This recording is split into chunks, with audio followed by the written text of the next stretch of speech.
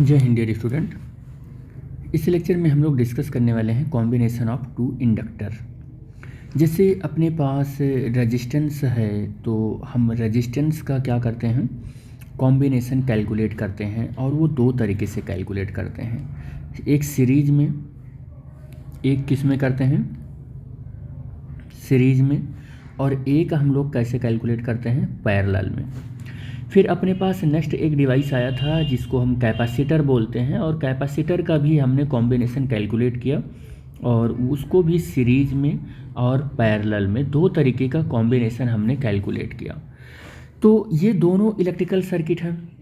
ठीक उसी तरीके से अब अपने पास एक दूसरा कह सकते हैं कि इलेक्ट्रिकल सर्किट आया है जिसको हम इंडक्टर बोल रहे हैं। इंडक्टर क्या बोल रहे हैं इसको, इंडक्टर। तो उसको भी आपको कंबाइंड करना है, और उसको भी कंबाइंड करना है तो सीरीज और पैरेलल में ही करना है। लेकिन ये सीरीज और पैरेलल फार्मूला तो बिल्कुल ऐसे ही देगा जैसे इन लोगों ने अपने बिहेवियर दिखाया, लेकिन इसमें हमें थोड़ा सा और सावधानी बरतना है, क्योंकि इसमें सीधा सीरीज कर दिया, पैरेलल कर दिया, इसमें सीधा सीरीज और पैरेलल कर दिया। इसमें दो पोजीशन होगी सीरीज और पैरेलल करने का। एक तो पोजीशन ये होगी कि जब दो या दो से ज़्यादा इंडक्टर एक दूसरे से लार्ज डिस्टेंस पर रखे हों तब आपको कैलकुलेट करना है। लार्ज डिस्टेंस पर रखे हों तब आपको कैलकुलेट करना है कि इंडक्टर्स का सीरीज में क्या फॉर्मूला होगा, और एक दूसरे से जब बहुत स्मॉल डिस्टेंस पर रखे हों, स्मॉल डिस्टेंस पर रखे हों तब आपको बताना है कि इंडक्टर का फॉर्मूला क्या है। ठीक है। ऐसे इसी तरीके से जब इंडक्टर पैरेलल में कंबाइंड हों या कनेक्टेड हों तब लार्ज डिस्टेंस पर, अगर वो पैरेलल में हैं, लार्ज डिस्टेंस पर हैं, तब फार्मूला क्या होगा, और ऐसे स्मॉल डिस्टेंस पर हों तब फार्मूला क्या होगा। तो थोड़ा सा जो इंडक्टर का कॉम्बिनेशन है वो इन सारे केसेस को ध्यान में रखते हुए फार्मूला और थोड़ा सा बढ़ जाता है, कहने का मतलब। तो बस और कुछ नहीं, बाकी इंडक्टर का भी कॉम्बिनेशन ठीक सीरीज और पैरेलल के कॉम्बिनेशन जैसे रेजिस्टेंस और कैपेसिटर में किए थे ठीक वैसे ही है। तो इंडक्टर में हम लोग देखते हैं कि सीरीज और पैरेलल कॉम्बिनेशन कैसे होगा। तो एक मैं आपको और ट्रिक बता दूं ऐसे याद करने के लिए। जैसे आप लिखते हो LCR, ऐसे सर्किट लिखते हो तो याद रखना कि ये L और R एक दूसरे से दूर हैं और दूर के ढोल सुहावन होते हैं। तो जो सीरीज में रेजिस्टेंस का फॉर्मूला होता है, कहने का मतलब R1 R2 plus R3 dot dot dot R होता है, और पैरेलल में जो इसका फॉर्मूला होता है R1/R equal to R1 plus 1/R2 plus 1/R3। ठीक यही ऐसे ही फॉर्मूला इसका भी होता है, इंडक्टर का भी होता है। हालांकि अभी हम प्रूव करके बताएंगे कि क्या होता है, बस सिर्फ आपको एक आइडिया दे रहे हैं कि दूर के ढोल सुहावन होते हैं। तो L और R दोनों एक दूसरे से दूर हैं, तो इन दोनों में बहुत आपस में सामंजस्य बनेगा, यानी कि इन दोनों का एक दूसरे के साथ बड़ा तगड़ा लिंक रहेगा। तो ये फार्मूला एक दूसरे से ऐसे सेम रहेंगे। इसका मतलब ये कि सीरीज में अगर मैं L नेट निकालूं तो L1 plus L2 plus L3 आएंगे, और पैरेलल में अगर मैं निकालूं तो 1/L equal to 1/L1 plus 1/L2 plus 1/L3 आएंगे। लेकिन L और C दोनों एक दूसरे के पड़ोसी हैं, तो पड़ोसियों में एकदम नहीं बनती है, एक दूसरे की टांग खींचा करते हैं, तो बिल्कुल अलग हो जाएगा। तो L का C से कॉम्बिनेशन नहीं बनेगा, क्योंकि C का सीरीज अगर हम देखें तो 1/C equal to 1/C1 plus 1/C2 plus 1/C3 होता है, और पैरेलल में देखें तो C equal to C1 plus C2 plus C3 होता है। तो देखो ये एकदम कॉम्बिनेशन नहीं बन पा रहा है L का C के साथ, तो L का R के साथ, यानी कि रेजिस्टेंस वाला याद है तो इंडक्टर आपको याद रहेगा। मैं सिर्फ याद करने का एक आइडिया बता रहा हूँ, बाकी तो प्रूफ तो हम करेंगे ही करेंगे। और कैसे प्रूफ करना है हमने पहले ही आपको डिस्कस करके बता दिया कि इस तरीके से प्रूफ करना है इसको। तो आ जाते हैं इनके प्रूवमेंट में कि किस तरीके से प्रूव करने वाले हैं हम लोग। तो कॉम्बिनेशन ऑफ टू इंडक्टर अगर हमको कंबाइंड करना है तो सबसे पहली हेडिंग जो हमारी लगने वाली है वो हेडिंग क्या होगी, इधर तो इतना जो अभी हम लोगों ने डिस्कस किया ना वो एक तरीके का ब्रीफ इंट्रोडक्शन था। अब हम लोग करते हैं इसको कंबाइंड करेंगे। तो इंडक्टर अपने पास है ये, तो इंडक्टेंस ऐसे लिखते हैं, इंडक्टेंसेस इन सीरीज। तो सीरीज में करेंगे तो पहला केस हम लोग लेंगे। फर्स्ट केस क्या है कि हम उसको लार्ज डिस्टेंस पर देखने वाले हैं, तो केस नंबर फर्स्ट लेते हैं। केस नंबर फर्स्ट लेते हैं कि सीरीज में तो हमको करना है, लेकिन कैसे करना है, तो कैसे करना है, करना हमको है when inductors are at large distance. कैसा है, लार्ज डिस्टेंस पर, ठीक है। तो लार्ज डिस्टेंस पर करना है। तो लार्ज डिस्टेंस का मतलब क्या हो गया कि अपने पास दो सोलेनॉइड हैं या सर्किट हैं, आप कोई भी मान लो। तो सपोज कर लेते हैं कि ये अपने पास एक ये सोलेनॉइड का कोर है और एक ये कोर है, दोनों एक दूसरे से थोड़ी दूर पर हैं। लार्ज डिस्टेंस का मतलब आप ऐसे समझ लो। और इस पर जो हम वायरिंग कर रहे हैं, वायरिंग देखो ऐसे कुछ कर रहे हैं, ये वायरिंग कर दिया हमने, ये यहाँ से वायर पीछे से जाके आगे आ रहा है ऐसे, ये वायरिंग कर दिया हमने, ये वायरिंग कर दिया, ये वायरिंग कर दिया, ये ऐसे यहाँ पर ये ऐसे वायरिंग कर दिया। और ये कनेक्टिंग वायर है, ये कनेक्टिंग वायर है, ये कनेक्टिंग वायर ऐसे चलाया इसके पास, ठीक है। ये वायर ऐसे चलाया और ये ऐसे कुछ, यहाँ पर करंट ऐसे आ रहा है, तो ये करंट ऐसे इस इंडक्टर के पीछे, इस सोलेनॉइड के पीछे से आ रहा है, फिर ऐसे करंट आ रहा है, ये करंट ऐसे आ रहा है, ये करंट ऐसे आ रहा है, ध्यान से समझना। फिर करंट ऐसे चला गया और फिर करंट ऐसे आ गया। एक चीज़ देखा आपने, दोनों सोलेनॉइड में पीछे से करंट वो आगे ऐसे होते हुए, पीछे से होते हुए आगे से ऐसे आ रहा है, इसमें से पीछे से होते हुए ऐसे आगे से आ रहा है ये करंट। तो अगर आप यहाँ पर अगर गौर करेंगे तो इस सर्किट में पाएंगे कि करंट इंक्रीज हो रहा है। अगर इंक्रीजिंग करंट के लिए हम कहें, किसके लिए, इंक्रीजिंग करंट के लिए, तो इंक्रीजिंग करंट के लिए इसका एक सेल्फ इंडक्टेंस होगा। सपोज कर लेते हैं वो सेल्फ इंडक्टेंस L1 है और ये L2 है। इंक्रीजिंग करंट के लिए यहाँ पर जो इंड्यूस्ड EMF होगा, वो इंड्यूस्ड EMF क्या हो जाएगा, वो इंड्यूस्ड EMF हो जाएगा, या हम कह सकते हैं कि यहाँ पर फ्लक्स इंड्यूस्ड होगा।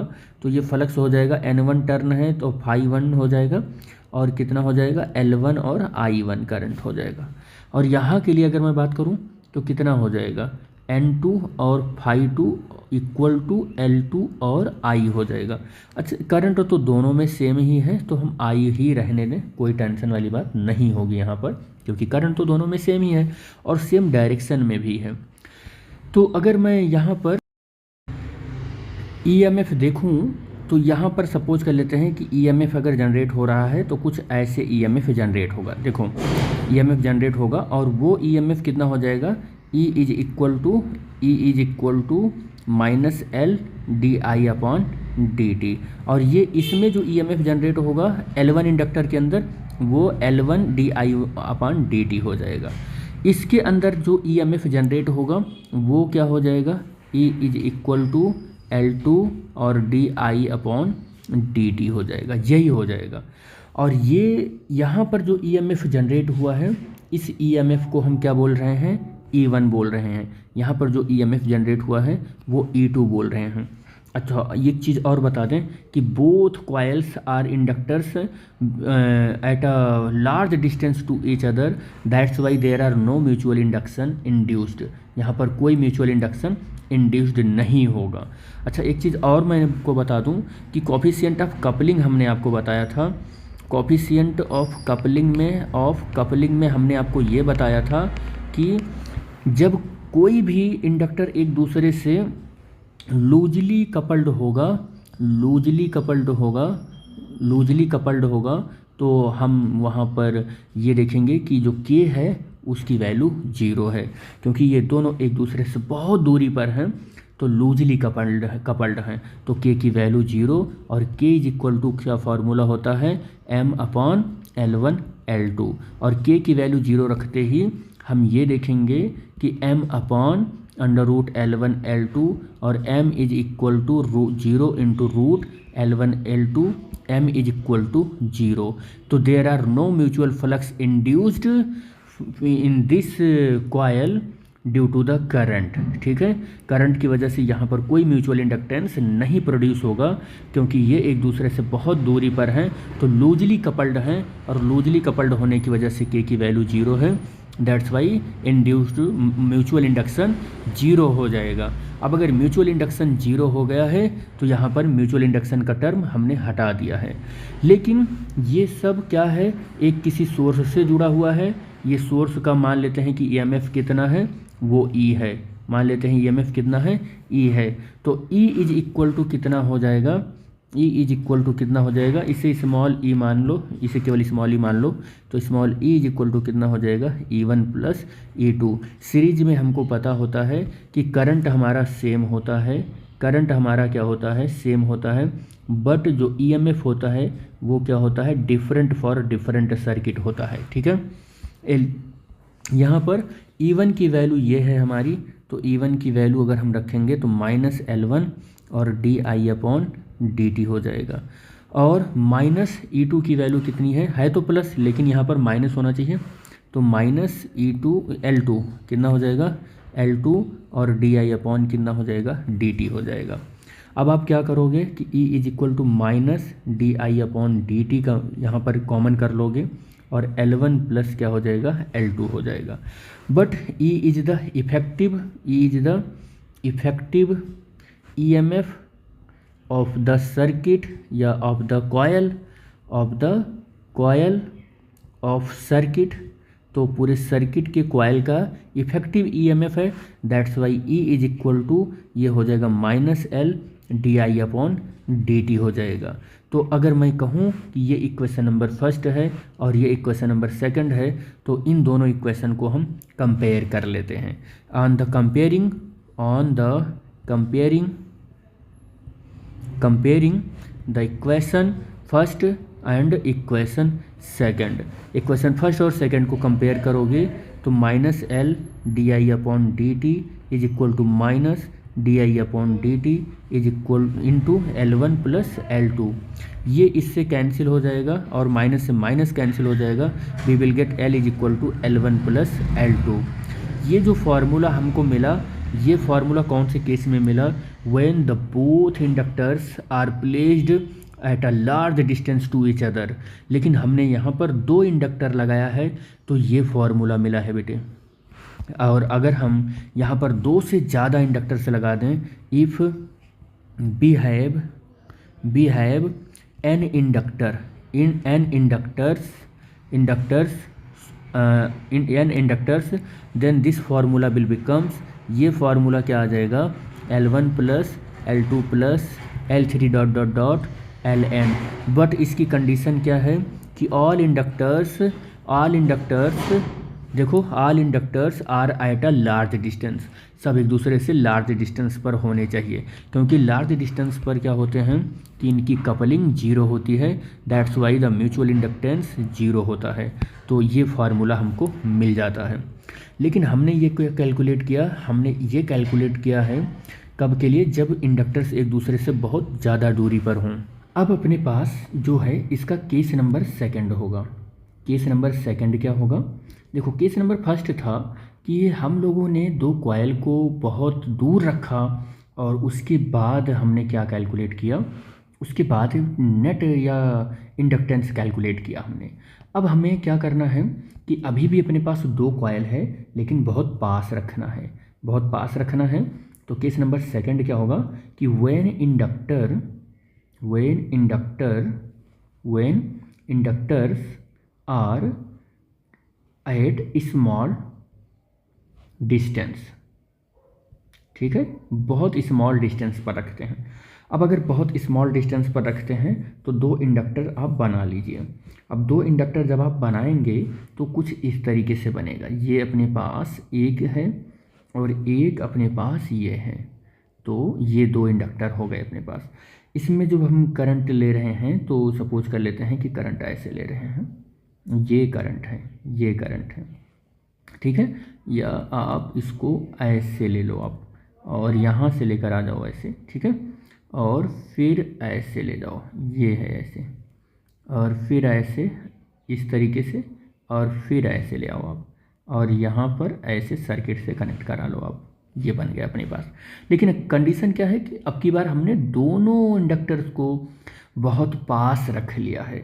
अब अगर बहुत पास रख लिया है तो इसमें करंट अगर आप देखोगे तो करंट का जो फ्लो मिलेगा वो, अगर करंट ऐसे फ्लो हो रहा है तो देखो पीछे से होकर ऐसे करंट आ रहा है, इस तरीके से करंट आ रहा है।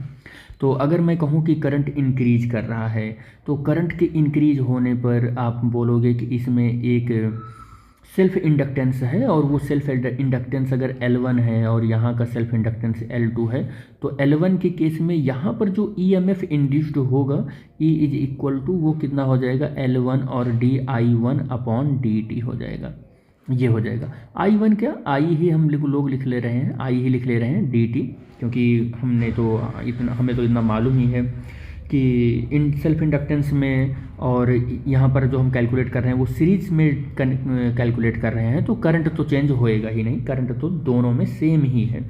तो di/dt सेल्फ इंडक्ट, ये कॉयल है दूसरा, मतलब C1 कॉयल और ये C2 कॉयल, तो सेल्फ इंडक्टेंस ही केवल चेंज होगा और इंड्यूस्ड EMF ही केवल यहाँ पर चेंज होगा। तो E1 हम इसको कर लेते हैं, ठीक है।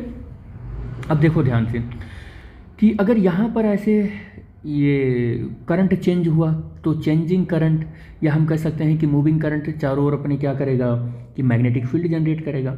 और अगर ये मैग्नेटिक फील्ड जनरेट करेगा तो देखो कैसे मैग्नेटिक फील्ड जनरेट करेगा, तो वो मैग्नेटिक फील्ड कुछ इस तरीके से ऐसे होगा, ऐसे मैग्नेटिक फील्ड होगा, कुछ इस ऐसे मैग्नेटिक फील्ड होगा, ऐसे मैग्नेटिक फील्ड हो जाएगा।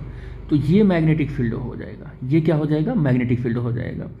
इस करंट की वजह से जो ये आई करंट फ्लो हो रहा है, इस आई करंट की वजह से इसमें मैग्नेटिक फील्ड हो जाएगा। तो इसमें क्या हो जाएगा, कॉइल बहुत पास रखा हुआ है ना, तो इस करंट में के फ्लो होने की वजह से इसमें क्या होगा, एक म्यूचुअल इंडक्टेंस का फिनोमेना होगा। सेकंड वाले में म्यूचुअल इंडक्टेंस का फिनोमेना होगा। तो इस बढ़ते हुए मैग्नेटिक फील्ड को ये क्या करेगा, अपोज करेगा। मैग्नेटिक फील्ड को क्या करेगा, ये अपोज करेगा। और जब अपोज करेगा तो इसमें आपने क्या देखा कि अगर ये इधर इंक्रीज हो रहा है, इस साइड में इंक्रीज हो रहा है, तो इसके अपोज करने की टेंडेंसी ये होगी। और अपोज करने की अगर ये टेंडेंसी होगी तो आप देख रहे हो कि यहाँ पर एक म्यूचुअल इंडक्टेंस आ जाएगा due to changing the current. यहाँ पर जो म्यूचुअल इंडक्टेंस आ जाएगा उसकी जो वैल्यू होगी वो वैल्यू कितनी होगी, तो वो वैल्यू होगी M। ये सेकंड में प्रोड्यूस हो रही है और किसकी वजह से हो रही है, फर्स्ट कॉइल की वजह से हो रही है, और इज इक्वल टू कह रहे हैं इनटू di/dt हो जाएगा, और ये हो जाएगा E, ठीक है, E2 हो जाएगा, ठीक है। कितना हो जाएगा, E2 या E21 कर लेते हैं, मतलब सेकंड में induced EMF due to the first coil. अब अगर मैं कहूँ कि इसमें I1 करंट फ्लो होने की वजह से नेट EMF कितना इंड्यूस्ड हुआ इसमें और इसमें दोनों से एसोसिएटेड, तो आप क्या बोलोगे कि L1 और di/dt, और क्या हो जाएगा di/dt और प्लस M21 di/dt। नेट हमारा जो इंड्यूस्ड है ये हो जाएगा E, नेट इंड्यूस्ड EMF जो है इसको E1 डैश कर लो और इसको E कर लेते हैं, E1 कर लेते हैं, इसको E1 कर लेते हैं। ध्यान देना इस बात को, जो मैं यहाँ इक्वेशन लिख रहा हूँ ध्यान देना। I1 करंट इसमें जब फ्लो कराया था इसकी वजह से यहाँ का सेल्फ इंडक्टेंस हमने लिख लिया कि सेल्फ इंडक्टेंस के थ्रू कितना EMF प्रोड्यूस हुआ, और म्यूचुअल इंडक्टेंस की वजह से कितना EMF प्रोड्यूस हुआ, ये हमने लिख लिया। अब अगर ये I1 करंट इसमें भी तो फ्लो हो रहा है, तो इसमें फ्लो होगा, जब इसमें फ्लो होगा तो इसकी वजह से इसमें इंड्यूस्ड होगा कुछ EMF, ठीक है, म्यूचुअल इंडक्टेंस इसमें ये इंड्यूस्ड होगा। तो इसके लिए अगर मुझे लिखना पड़ेगा तो मैं E2 इक्वल टू इसी तरीके से लिखूंगा, इसका सेल्फ इंडक्टेंस L2 di/dt और प्लस M और 1/2 di/dt लिखना पड़ेगा हमको। ये हो जाएगा सेकंड वाले कॉइल की वजह से जो यहाँ पर करंट फ्लो हो रहा है इसमें इसका म्यूचुअल इंडक्टेंस और इसका सेल्फ इंडक्टेंस। तो इस तरीके से अपने को दो इक्वेशन मिल गया, इक्वेशन 2 मिल गया, इक्वेशन 1 और इक्वेशन 2। ये आपको समझ में आया कि नहीं आया, आप इस वीडियो को फिर से बैक करके देखेंगे, आपको पता चल जाएगा। देखो मैं एक बार फिर समझाने की कोशिश करता हूँ कि मैंने किया क्या। देखो एक बार फिर से देखो, एक बार ध्यान से देखना होगा। इसमें I करंट फ्लो हुआ तो यहाँ का सेल्फ इंडक्टेंस और यहाँ का म्यूचुअल इंडक्टेंस, ठीक है। यहाँ पर I1 करंट फ्लो हुआ, उसको मैंने यहाँ पर लिख लिया, ठीक है। अब इसमें भी जब इसमें फ्लो हुआ तो यहाँ पर म्यूचुअल इंडक्टेंस आया और इसमें सेल्फ इंडक्टेंस, उसको हमने यहाँ पर लिख लिया नेट इंड्यूस्ड ईएमएफ, इसमें करंट फ्लो होने की वजह से। अब सेकंड वाले में करंट फ्लो होने की वजह से जब आया तो यहाँ का सेल्फ इंडक्टेंस ये हमने लिख लिया और यहाँ का म्यूचुअल इंडक्टेंस ये हमने लिख लिया, ये हमने इसको E2 मान लिया और इसको E1 मान लिया।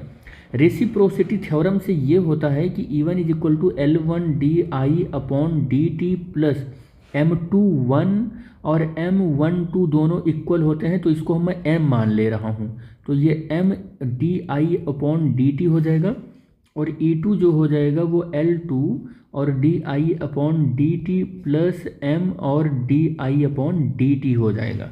ये हमने यहाँ पर मान ली, ठीक है। तो इस तरीके से हमें क्या मिल गया, दो इक्वेशन मिल गया। अब इन दोनों इक्वेशन को ध्यान से ये देखना है कि जब ये करंट फ्लो होगा तो दोनों में पहले वाले की वजह से इतना इंड्यूस्ड ईएमएफ हो रहा है, दूसरे वाले की वजह से इतना हो रहा है, और हमें पता है कि यहाँ का नेट जो है वो E1 है, यहाँ का जो नेट है वो E2 है।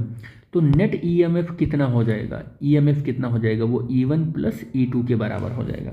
और E1 प्लस E2 के बराबर हो जाएगा तो हम E इज इक्वल टू, यहाँ पर देखो L1 di/dt और प्लस M, और इसको हमने M मान लिया है तो M हो जाएगा, और di/dt प्लस E2 की वैल्यू रख लो, E2 की वैल्यू कर यहाँ पर रखोगे तो कितना हो जाएगा, L2 di/dt प्लस M और di/dt हो जाएगा। di/dt कॉमन हो जाएगा तो आपको क्या मिलेगा, E is equal to di/dt और L1 plus capital M plus L2 plus capital M, और यहाँ से di/dt ये अपॉन में चला जाएगा, और L1 plus L2 plus 2M कितना हो जाएगा, प्लस 2M। और देखो यहाँ से अगर मैं L इफेक्टिव निकालूँ, L क्या निकालूँ, इफेक्टिव निकालूँ, L इफेक्टिव अगर निकालूँ तो L effective is equal to, देखो यहाँ से E is equal to L di/dt होता है, तो L इज इक्वल टू क्या हो जाएगा, E/di/dt। तो L इफेक्टिव कितना हो जाएगा, E/di/dt हो जाएगा। तो इसकी जगह पर मैं क्या लिख सकता हूँ, L लिख सकता हूँ, और L इफेक्टिव को मैं L नेट भी तो लिख सकता हूँ, तो L नेट लिख दे रहा हूँ, ठीक है। ये मुझे थोड़ा सा ज़्यादा अच्छा लगता है। तो L1 plus L2 plus 2M आ जाएगा, ये वैल्यू क्या आ जाएगी, 2M आ जाएगा। अब एक चीज़ देखो ध्यान से कि हमने जब करंट को सेम डायरेक्शन में फ्लो कराया है, तब ये फॉर्मूला आया है। यहीं पर अगर मैं करंट को अपोजिट डायरेक्शन में फ्लो कराऊँ, मतलब मेरे पास ये एक कॉइल है और मैंने यहाँ पर करंट को कुछ ऐसे फ्लो कराया है, देखो मैं बना रहा हूँ ऐसे, फिर ऐसे फ्लो कराया है, ये कंडीशन है। और ये कंडीशन है ऐसे, देखो करंट को सेम डायरेक्शन में फ्लो कराया तब हमको कुछ इस तरीके से मिल गया था। लेकिन हम ऐसा भी तो कर सकते हैं कि करंट अपोजिट में फ्लो करा दें, करंट अपोजिट कर दें, करंट को अपोजिट कर रहे हैं। देखो ये इसमें करंट तो ऐसे फ्लो हो रहा है, मतलब इस कॉइल के पीछे से करंट आके फ्रंट पर करंट ऐसे आ रहा है, फिर पीछे से होकर फिर ऐसे करंट आ रहा है। लेकिन क्या हम ऐसा नहीं कर सकते हैं, अरे गड़बड़ हो गया, चलो ऐसे कर लेते हैं।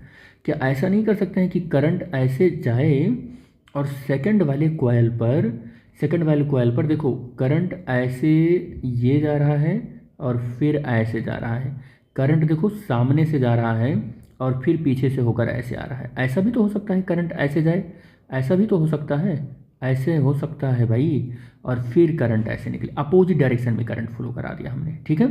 देखो यहाँ बाहर से नीचे ऐसे आ रहा है, फिर सामने से ऐसे जाके अपोजिट सेंस में कॉइलिंग जो की है ना वो ऐसे कर दी, समझ पा रहे होंगे आई थिंक आप। देखो यहाँ पीछे से करंट ऊपर आ रहा है और यहाँ सामने से करंट जा रहा है, सामने से पीछे से होकर आ रहा है, अपोजिट सेंस में जब कॉइलिंग कर दी तो अब करंट का डायरेक्शन मैंने क्या कर दिया, अपोजिट कर दिया। करंट का डायरेक्शन सिर्फ हमने क्या कर दिया, कॉइलिंग का सिनेरियो चेंज किया, बस करंट का डायरेक्शन अपोजिट हो गया। अब आपका जो L नेट आएगा ना वो आ जाएगा L1 प्लस L2 यहाँ पर और -2M आ जाएगा। याद रखना कि जब हमने सीरीज में करंट का डायरेक्शन सेम रखा है तब ये फार्मूला अप्लीकेबल होगा, और जब हमने करंट का सेंस चेंज कर दिया है तो ये फार्मूला चेंज हो जाएगा, ये लग जाएगा।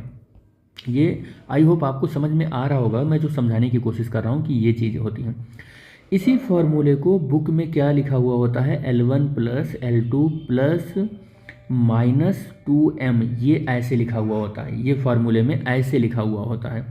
अब बच्चा समझ ही नहीं पाता है कि हो क्या रहा है, प्लस कहाँ लें और माइनस कहाँ पर लें।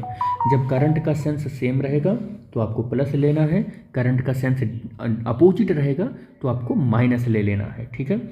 तो इस तरीके से सीरीज कॉम्बिनेशन में जब हमारा दो इंडक्टर या कह सकते हैं कि इंडक्टर्स ऐसे लगे हुए होंगे तब आपको ये ले लेना है, इस तरीके से आपको फॉर्मूला जनरेट कर लेना है। तो केस नंबर फर्स्ट में हमने क्या देखा कि इंडक्टर को हमने कनेक्ट किया था सीरीज में, और दो केस हमने देखा। एक तो इंडक्टर को लार्ज डिस्टेंस पर रखा तो फॉर्मूला क्या होता है, एक में इंडक्टर्स को हमने क्या किया, बहुत क्लोज रखा तो हमने देखा कि क्या होता है फॉर्मूला। अब हमको क्या करना है कि सेकंड केस लेना है, जो कि केस क्या है कि इंडक्टर्स, सेकंड केस लेना है।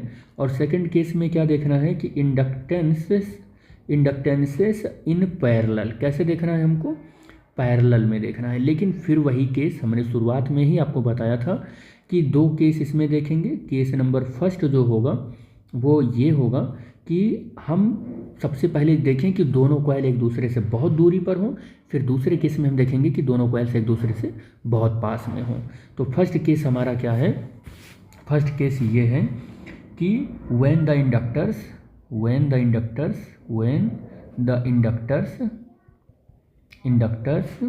are at large डिस्टेंस पर देखना है, ठीक है। और लार्ज डिस्टेंस पर देखना है, तो चलो स्टार्ट करते हैं। सपोज कर लेते हैं कि अपने पास जो इंडक्टेंस हैं वो पैरेलल में कनेक्टेड हैं। कैसे कनेक्टेड है, पैरेलल में कनेक्टेड है। एक इंडक्टर ये है और एक इंडक्टर ये है, और दोनों को पैरेलल में कनेक्ट कराना है। लेकिन शर्त ये होनी चाहिए कि वो सब एक दूसरे से बहुत दूरी पर हों। अगर वो बहुत दूरी पर हैं तो सपोज कर लेते हैं ये इनकी कॉइलिंग कर रखी है, ठीक है। और ये ऐसे कुछ इस गड़बड़ हो रहा है, ऐसे कुछ इस तरीके से ऐसे आ रहे हैं, ठीक है। ये अरे भाई क्यों गड़बड़ हो गया, चलो ये कुछ ऐसे, ये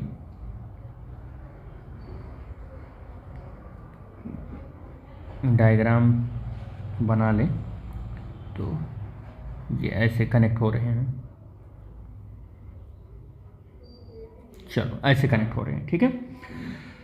ये हमारा एक इंडक्टर है, ये दूसरा इंडक्टर है, ये एक दूसरे से लार्ज डिस्टेंस पर हैं। लार्ज डिस्टेंस कहने का ये मतलब है कि इसमें करंट के चेंज होने से प्रोड्यूस होने वाला जो फ्लक्स है वो इससे एसोसिएटेड नहीं है। यानी कि फिर से मैं कहना चाहूँगा कोफिशिएंट जो होता है इसका वो जीरो है, ठीक है। क्या है, वो जीरो है, यानी कि के की वैल्यू क्या है, वो जीरो है। और अगर कोफिशिएंट ऑफ कपलिंग के की वैल्यू जीरो है तो हम ये मानेंगे कि यहाँ पर करंट के चेंज होने से जो फ्लक्स प्रोड्यूस हुआ है वो इससे कोई भी नाता रिश्ता नहीं रखेगा, और इससे जो फ्लक्स प्रोड्यूस होगा वो इससे कोई नाता रिश्ता नहीं रखेगा। यानी कि फ्लक्स यहाँ का यहीं पर रह जाएगा और यहाँ का यहीं पर रह जाएगा। और अगर इस कंडीशन में हम देखें तो हम क्या देखेंगे कि इसमें अगर करंट फ्लो हो रहा है, मान लो इस डायरेक्शन में, इसमें अगर करंट फ्लो हो रहा है इस डायरेक्शन में, तो यहाँ का जो ईएमएफ होगा वो कितना हो जाएगा, L1 और di/dt हो जाएगा, di/dt हो जाएगा। लेकिन एक चीज़ मत भूलना कि यहाँ पर हमने पैरेलल में कनेक्शन कर रखा है, और पैरेलल में कनेक्शन कर रखा है तो अगर ये I करंट आया हुआ है तो यहाँ पर मान लेते हैं I1 करंट जा रहा है और यहाँ पर I2 करंट जा रहा है, तो यहाँ पर di1 हो जाएगा, क्योंकि इस वाले सर्किट में I1 करंट फ्लो हो रहा है। और I1 करंट फ्लो होने के साथ यहाँ पर अब आप देखो कि I1 करंट फ्लो हो रहा है, ध्यान से देखना, एक बात यहाँ करने वाले हैं हम, रेड पेन से देखना। देखो ये करंट ऐसे जा रहा है तो ये जो मैग्नेटिक फील्ड प्रोड्यूस करेगा कुछ ऐसे मैग्नेटिक फील्ड प्रोड्यूस करेगा, ऐसे मैग्नेटिक फील्ड प्रोड्यूस करेगा, ये कुछ ऐसे प्रोड्यूस करेगा। इस मैग्नेटिक फील्ड का अपोज करना होगा, इस मैग्नेटिक फील्ड का क्या करना होगा, अपोज करना होगा। इस मैग्नेटिक फील्ड को अपोज करने के लिए इधर इंड्यूस्ड हो जाएगा एक मैग्नेटिक फील्ड, इधर एक मैग्नेटिक फील्ड इंड्यूस्ड हो जाएगा, या हम कह सकते हैं कि इंड्यूस्ड ईएमएफ जनरेट हो जाएगा। इस इंड्यूस्ड ईएमएफ के जनरेट होने से ना इस इंड्यूस्ड ईएमएफ की जनरेट होने से कितना अमाउंट में इंड्यूस्ड ईएमएफ रहेगा, तो उसका अमाउंट रहेगा L1 और di1 अपॉन dt रहेगा। और यहाँ पर इसको हम क्या कहेंगे, E है, केवल क्या है, E है, क्योंकि हमें तो पता ही है कि पैरेलल में, यहाँ पर पैरेलल में क्या होना है, पैरेलल में पोटेंशियल सेम होना है, सिर्फ करंट डिफरेंट होना है। ठीक है, आगे हम लोग बात कर लेते हैं। आगे क्या बात करेंगे, देखो इस वाले में, इसमें I2 करंट जा रहा है। अगर I2 करंट जा रहा है तो ये I2 करंट है। ये कौन सी करंट है, I2 करंट है। ठीक है, ये I2 करंट है। ये कौन सी करंट है जी, I2 करंट है। तो ये I2 करंट है। अब I2 करंट फिर से मैग्नेटिक फील्ड को दिखाओ, तो मैग्नेटिक फील्ड कुछ ऐसे जनरेट होगा, ऐसे जनरेट होगा। ये यहाँ पर ये ऐसे जनरेट होगा, ऐसे जनरेट होगा, और ये डायरेक्शन होगा, ये डायरेक्शन होगा। इसके अपोजिट डायरेक्शन में एक ईएमएफ जनरेट होने वाला है, जो कितना हो जाएगा, L2 हो जाएगा, और I2 हो जाएगा, और dt हो जाएगा। अच्छा, एक चीज़ और यहाँ पर देखना पड़ेगा आपको कि इस पूरे सर्किट में करंट कितना फ्लो हो रहा है। इस पूरे सर्किट में करंट फ्लो हो रहा है, करंट फ्लो हो रहा है I1 प्लस I2, इतना करंट फ्लो हो रहा है। इस इक्वेशन का हम क्या करते हैं, di अपॉन dt, यानी कि t के रेस्पेक्ट में डिफरेंशिएशन कर देते हैं। तो di1 अपॉन क्या हो जाएगा, dt हो जाएगा, di2 अपॉन क्या हो जाएगा, dt हो जाएगा। यहाँ से यही तो हो जाएगा। अब आप जरा इस इक्वेशन को ध्यान से देखो, तो di1 होगा, ये di1 अपॉन dt की वैल्यू अगर आप निकालोगे तो क्या निकालोगे आप, di1 अपॉन dt की वैल्यू निकालोगे तो E अपॉन L1 हो जाएगा। और यहाँ से di2 अपॉन dt की वैल्यू निकालोगे तो क्या मिलेगा आपको, E अपॉन L2 मिलेगा। क्या मिलेगा, E अपॉन L2 मिलेगा। ये दोनों वैल्यू हम क्या करने वाले हैं, यहाँ से निकली वाली वैल्यू इसको पुट करेंगे। ठीक है, इसको पुट करेंगे तो di अपॉन dt। अच्छा, एक चीज़ और बता दूं, अगर मैं इफेक्टिव करंट देखूं तो E is equal to di upon dt होता है, L भी होगा, तो L इज इक्वल टू क्या हो जाएगा, E, यहाँ से देखो di upon dt is equal to क्या हो जाएगा, E अपॉन L।